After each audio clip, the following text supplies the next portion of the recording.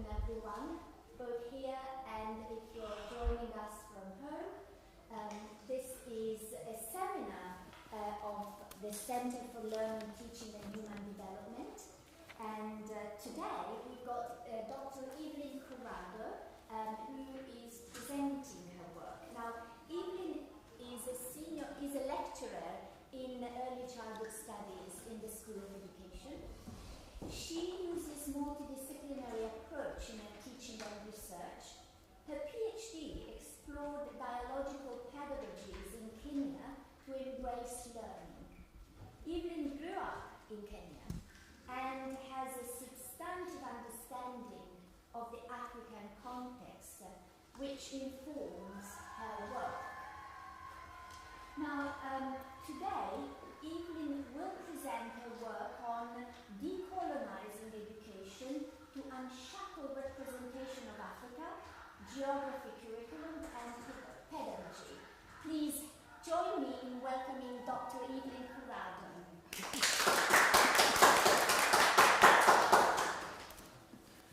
Thank you. Hello everyone, thank you Professor Roehampton and members of the Center of Learning, Teaching and Human Development here at Roehampton University at the School of Education, and all those who are joining online and those who are here in the room. Thank you for this opportunity. This talk started during my PhD, when I was doing my PhD research. And when I was trying to research on what has been written about Africa, it was either quite scarce or there were very negative, distorted representation of Africa that I knew, that I grew in. And it didn't reflect my own childhood or my own growing up. And from there, I was able to write a book chapter which is titled Challenging Negative Perceptions Around African Child. And from that, that's where I have progressed to write the article that is the background of this representation, where I'm focusing on geography, curriculum, and pedagogy. However, whatever we'll be talking can be used anywhere in education and even past education in other platforms. So my topic today is Decolonising education to unshackle representation of Africa, geography, curriculum, and pedagogy. So the abstract sets on stating that the representation of Africa has been represented, especially in geography, as a land which is mainly a desert in the remote area of the continent, which is inhabited by animals and exotic communities. And I argue that this representation is far away from the truth of the continent, which is versatile, full of diverse vegetation, precious mineral resources, food crops, and landscapes. And the people of Africa have rich cultures with socio-economic strengths, which are of great contribution to the globe. However, these realities are often overlooked in the global discussions, and they seem to endorse the stereotypes, especially when we look at education in teaching and learning. So therefore, it is important for educators to start to reflect on how they represent Africa and its people and review their practices, curriculum, and the narrative. At a time when education system is moving towards decolonising curriculum, it is important for educators. This paper was written for geography primary educators, but this should be for all educators.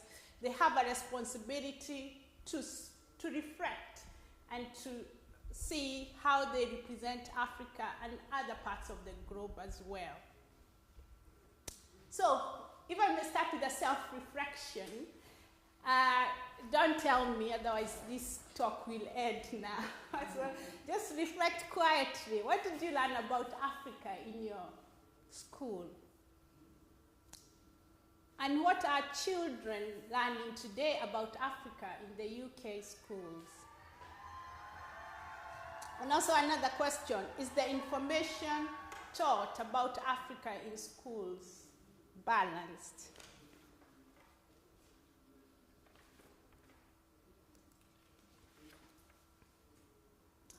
So I argue, and I believe you might agree with me, that as I stated, that Africa is globally represented as a desert, remote area with exotic and communities which are mostly conflicted with underdeveloped infrastructure. The children of Africa are projected as underprivileged, poor, lacking social amenities, with people who are uneducated, and these children are not cared for.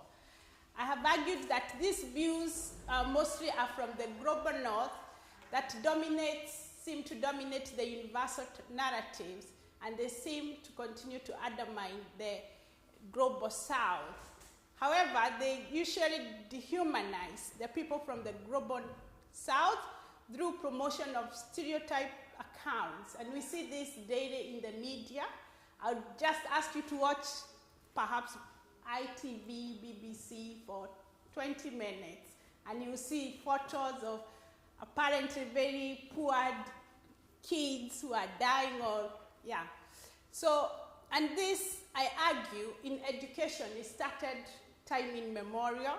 When we reflect on how Immanuel Kant represented Africans, he argued that Africans are inferior in their mental capability.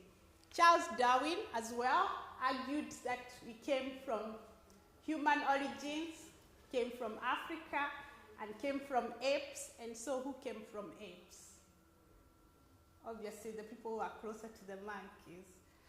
So those narratives are still ingrained, perhaps not in that measure, but that has been infiltrated even in our own lives today. You just need sometimes to watch football, and when they are throwing pills to the footballers, that ideology didn't start now. It started long time ago, and that we can see it in our society. We can see it even in education as well. So I have argued that these negative projections are unreal and a humiliation for Africans, and they need to be confronted. It's important for educators to start seeing Africa through African eyes, because Africa is very diverse with versatile, rich culture. There are obviously those narratives, those pictures, there are some people who are poor, but not all people are poor. We have over 1.4 billion people in the continent. So if all children died, then we couldn't have the billions we see. We have over 3,000 different communities. So we have people who live traditional lifestyles, we have people who live progressive lifestyles. However, the narratives seem to always present the negativity. And I have photos on my right, I don't know which side they are from you, and this is my home, the photo of the house. That is my home where I grew up in Kenya, in central Kenya, in the village. That's my mom's house, she's still there. That was in the 90s and in the 80s. So you can see, from my perspective, it's a beautiful home. It's not a hut, like we always present. There is electricity, there is water, and it was a beautiful place, and it still is. On the right, you can still see some children there. They're cultivating. That was during my PhD research. That was the school I was working in, and we had this activity where we planted trees, teachers and the local community and the students. So you can see those students are not starving, and actually they are part of the global solution. They are trying to conserve land, but these stories are never told. The other photo is of children in 2020 when I was there over Christmas time, and they were swimming. I wonder how many photos of children swimming in the villages in a swimming pool you have seen. in Kenya, and that is also a vegetation of different trees. There is bananas, there is coffee, there is napier grass as well. So my argument is that we always see one side, which is always ingrained, but we don't see the other side as well. So I argue that there is need to celebrate successes and heritage. Africa has very rich history that has been overlooked. When you look at the history we learn about, we start from the Greek civilization, then we come to the French Revolution, and then we move to the British Empire. But what we forget, there was the Ethiopian Empire, there was the Egyptian Empire, and those histories are still there. And the BBC documentary showed that African civilization was there 3,000 years. And this, if you read the Bible, not only from a religious perspective, but also from a historical perspective, you can see chronologically, King Solomon was visited by Queen Sheba, who was a black African woman who was as rich as he was. But these stories are overlooked, and we start from then. The Mali Empire, they were the ones who they started iron age. They made things out of iron. These kind of histories we are not told. They are overlooked. Of course, Africa has challenges, and it's important to accept them. There is economic inequalities, there is corruption, there's need for unity, leadership, diseases, and some countries have internal wars. However, when you look at the countries that have internal wars, it's important to look deep within and see who is causing the wars. If you look at Congo, Congo is a country which has so many minerals in it.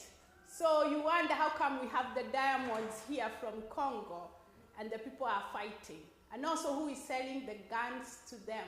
So when we are looking into it, we need to look who is causing those. When we look at South Sudan, it's a country with a lot of oil and gas. So who is excavating that gas? Who is benefiting for that? And then we need to look critically at who is causing those wars. And I argue that there is outside interference, but also there is poor leadership in the continent. But it is for Africans to solve their problems as well.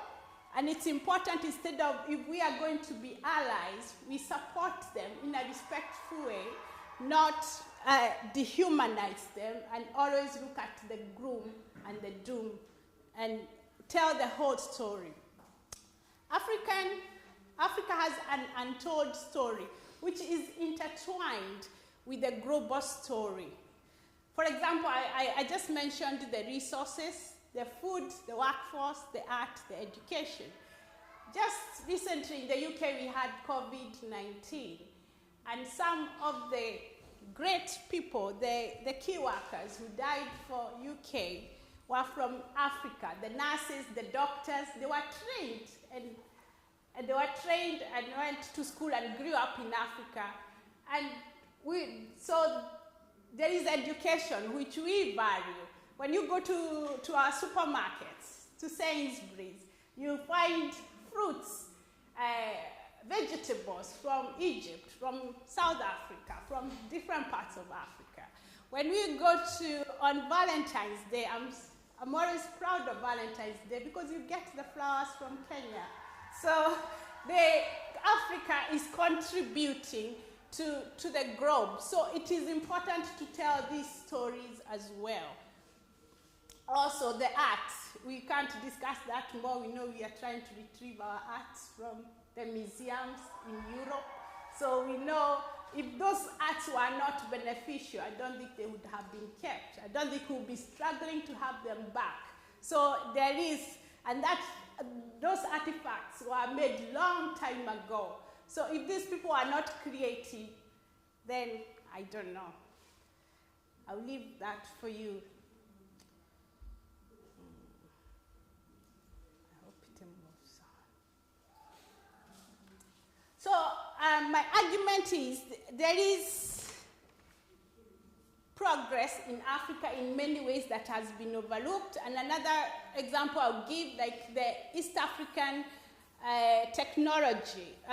In Kenya, they came up with mobile banking. It was the first money transfer invention in Kenya. I wonder whether you have heard about it. And it's called M-Pesa. People pay their bills on the phone. That started originally in Kenya. However, these stories are overlooked. And I recall my cousin, I think she was in Brussels, and she was watching this story being told on TV, and the broadcaster concluded it's because there are no banks in Africa. So there is always a way of watering it down. And I grew up, there were still banks, so how come there are no banks now in the 2020s? So you can see our story is always told in a negative way. Countries like Rwanda, we always talk about the genocide. We forget that Rwanda is one of the fastest growing countries. It's very peaceful. They reconcile that they have moved on. Currently, they're using drones to deliver medicines in the rural areas. So there is a lot of advancement made in Africa by the African people, and this should be projected as well. So looking at specifically geography teaching, and when you look at UK curriculum, probably when we are looking at primary education, you'll find that in Key Stage 1, EYFS, Africa is not specifically included, but generically included, despite the UK engagement and historical relations with African and African people, and also thinking of the African descent children that are in our schools. Studies have shown that most black students in UK, some of them have stated that some subjects are irrelevant, and perhaps it's because of how they are represented, their origin, where they come from. I've even had some black students when they are told, oh, go back to Africa, like that is supposed to be an insult. For me, I wouldn't find it as an insult, but these children who are growing here is because they have had that narrative that it's a nasty place. So if they haven't visited, and if this has been ingrained in their education, then it creates low self-esteem. There is that internalized trauma that they get out of this negative presentation of who they are, of their origin, of where they came from. And this can be seen perhaps in the school practices and teachers' discourse. I was having a discussion with a child, and she was telling me how she learned about traditional arts in Africa. So I went on to ask the child, did the teacher tell you that those are traditional arts? We are not still living in the huts. Of course, there are some communities who live traditional lifestyle, they live in the huts, but majority of people, they don't live in huts.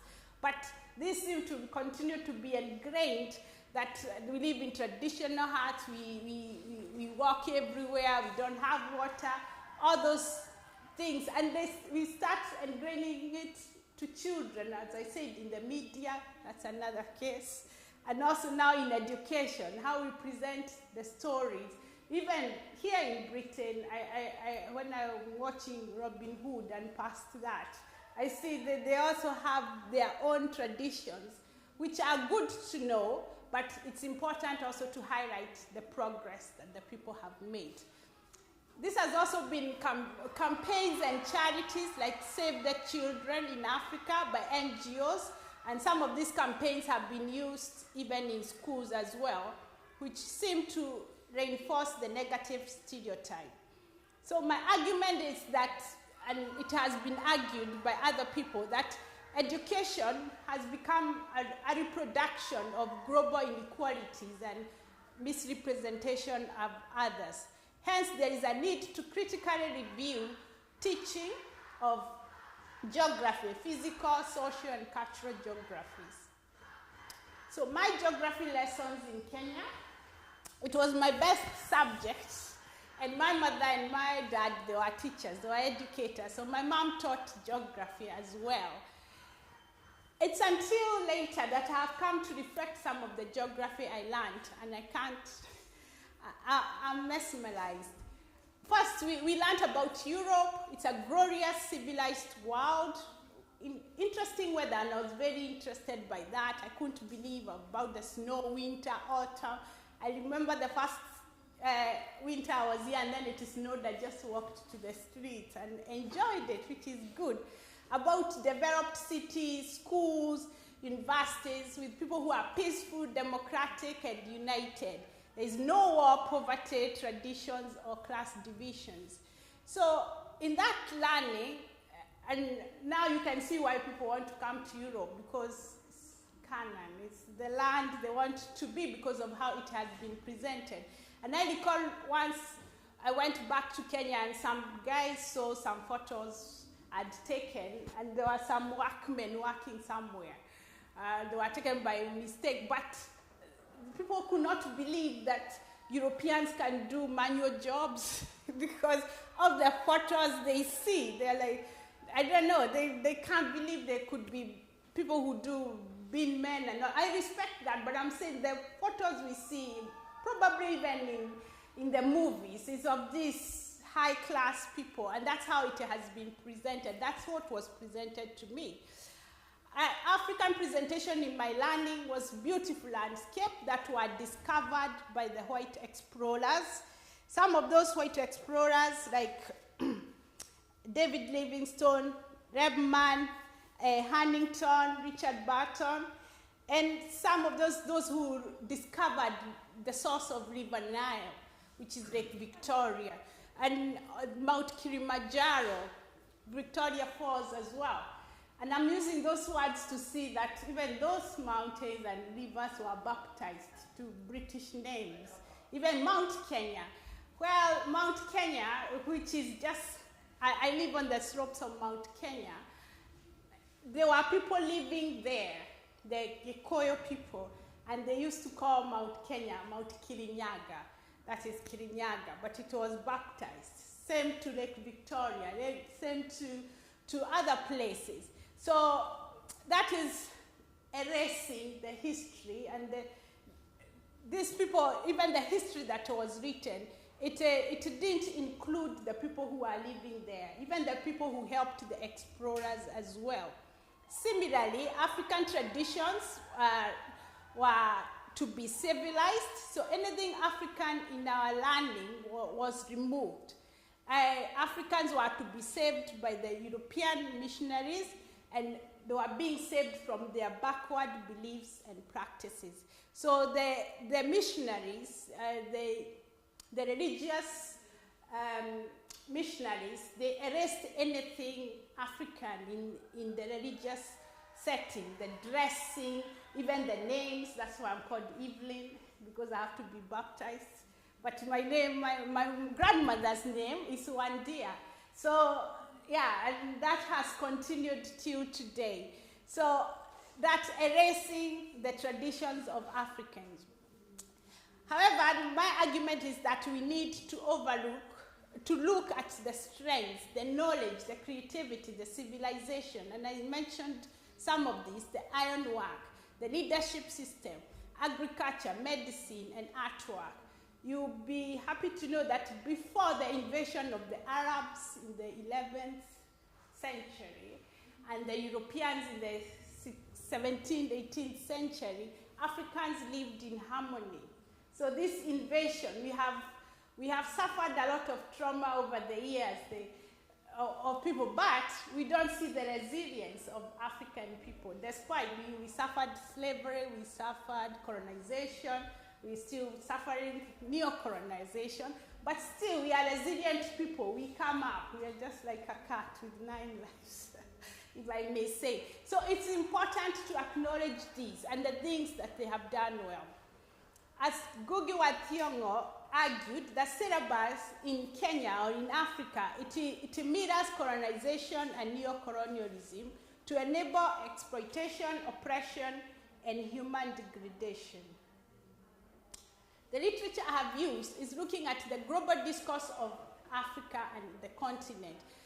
And if you look at the discourses that we use in the global platforms, we say dark continent, developing world, conflicted Africa, poor and abused children. So when you look at attribution theory, that there is an intergroup processes that is going on, how the inner group presents the outer group. But it's important also to know when you look at psychology, if you keep telling people, even children, and that's why we tell children, we try to praise them, we try to see their strength. Because if you keep telling children they can't do it, they are bad, you know, the effect of that, especially as educators. So if we keep ingraining these negative discourses to Africa, they might start believing it as well. And maybe some have believed it as well. That's why some want to move. Perhaps that's why I'm here as well, because I believe there is a better place than where I came from. So stereotype effects on recipients, there is so low self-esteem and spoken anger. I've talked to a lot of Africans. And I recall the first person before I moved to UK was my auntie. She went to US and she watched, obviously on telly, and then she came back and she said, oh my gosh, she was crying. Is that how they see us? She couldn't believe it. So there is that unspoken anger. It can enhance global disengagement. If we are talking about human rights, it's a violation of human rights. It dampens self-determination, and it can trigger mental health issues as well. And as Chimamanda argued, there is the danger of one story. It's not that the story is untrue, but it is incomplete. So, of course, some of those children, they come from Africa, but those are not the only children that are in Africa. Some people have realized they go to a remote village somewhere, and then they take a few photos. Even those guys don't know their photos will be used. And then they come and present, this is how kids are in Africa. But they don't tell us it's a specific region in Africa, in a specific area. So when we look at Bourdieu's perspective, Bourdieu argued that in the global fields, there is social domination. There is the narratives that we are able to hear more. And when you think about issues like terrorism, for example, when it's Charlie Hebdo or 9/11, we tend to sympathize with them. When it's Boko Haram or Al-Shabaab, do we sympathize in the same manner? Do we change our FB, our Facebook profile? Do we stand with them? That's what we should think about. So there is imbalanced power even in the narrative we tell. If something happened in Africa, you say, oh, because they can't get their act together, they are conflicted. But if it's us, we are able to sympathize. So there is that inequality, whether it's in the media, in research, in politics, and in education. And if I even in research, I've seen some researchers who go to Africa, they don't engage the people, they make their own conclusions, and then they present it. So perhaps because they don't value the narrative or the knowledge of the Africans. And it is important for Africans as well to be included in politics, in education, and also in the media as well. So the methodology I used, this is a critical discourse analysis, accounts of people from Africa, looking at the socio-economic position of Africans, because before COVID, most of the countries that were developing very fast economically were from Africa, actually. Global discourses and hegemony towards people of Africa, and the role of the media, politics, and education. And I looked at the primary curriculum, geography specifically. So moving forward, now we can move forward. How do we move forward? Maybe that's what we should ask. It's important for education reforms in Africa and also in the globe as well. We need to use positive strategies or balanced strategies to encourage balanced knowledge, to increase cultural relativism, global awareness, and challenge misrepresentation. We can do this through decolonization, as Kumaro and Sendiro have argued that it's important to think with the people. So Africans' voices to be included, their expertise to be able to provide a balanced outlook, to address issues of alienation, low self-esteem, representations as well. And when you look at in UK, you will find that there is 4% dropout of African descent kids. So perhaps if they start engaging and feel included and their heritage being included, perhaps this might be reduced and it will increase engagement, attainment, and well-being as well.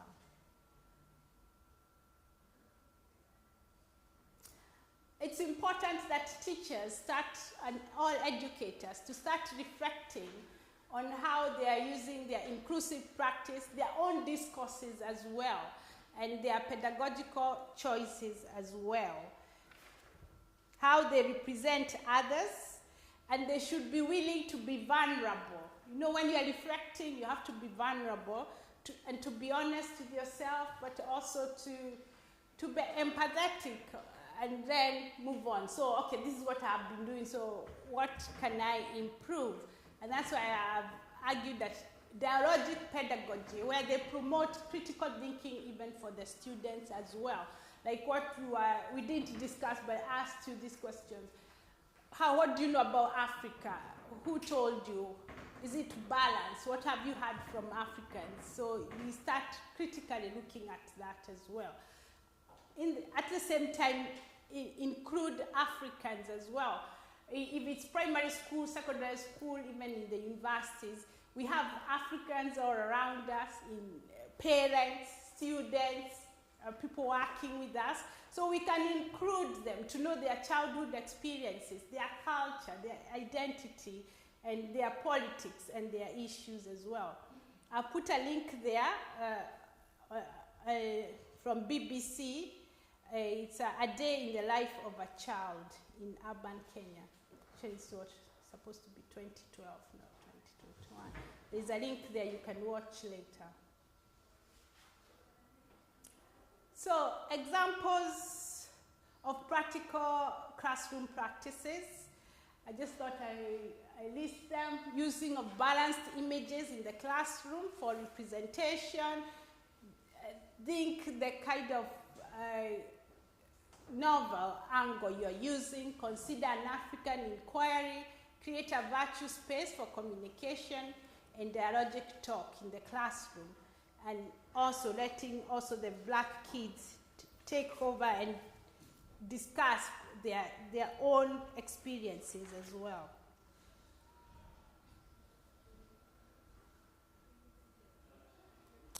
Implication of decolonizing primary curriculum or curriculum. It's important that we think of creating change, which means involving people, listening to many voices, and going beyond our community. As Howard has argued that it's important to build good relationship within the school. It helps to improve students' mental health and overall achievement. And when I'm specifically looking at all students as well, and they're engaged in critical thinking and they're more understanding, create that imagination, creativity, and critical dialogue in the classroom, it even enhances the social engagement of children, and also it will reduce the disengagement of black students as well, on them ignorance of other students who might not know the reality about the African status. Decolonizing the curriculum could also emancipate black students, as instead of teachers seeing them as others, problematic and academic, when they feel valued in the curriculum, it may increase interest in learning, and probably we will bridge the attainment gap. That's what I argue. It's important that we endorse global knowledge, eliminate ignorance and stereotypical ideologies in education and in science. And since education is where all these we have a space we can critically look at this, and we are the world shapers for today and tomorrow. So it's a good space where we can have empathy, peace, respect, and progress. And these students or pupils will move on to do the same. As well as argued that it might help increase representation of Black African community in education workforce and leadership. I was looking at some studies in representation, knowing that Greater London, there are a lot of Black families and Black students, but 70% of teachers were white in 2006. School workforce, 86% are white as well, either staff and leadership. That's by DFE in 2017. There's nothing wrong with having white staff, but as well it's important that we include the others, especially the representation, because when students start to see people like them, they are able to identify with them, they are able to be role modeled, and I believe we had a lot of these discussions in the last 1 year.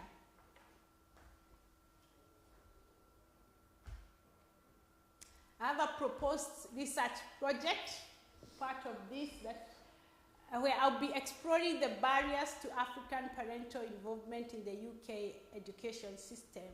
The aim is to engage parents from African backgrounds to start reflecting on their involvement and probably engage with educators as well when we hear their voices, and then see how we can improve inclusiveness of minority groups in the UK, and perhaps provide a space for learning and dialogue on parental involvement to uphold equality. I'm leading the project. I'm working with the Kenya Community Rebuild UK, and it is funded by the Southlands Methodist Trust. So as I come to the end of my talk, I stipulate that it is important that Africans and African stories be revealed, the information that we have be revealed, and if we review whether it's balanced or whether it's biased as well. And also where it has been overlooked, be included in curriculum as well. It's important for teachers and educators to reflect and dialogue and review their practices and discourses.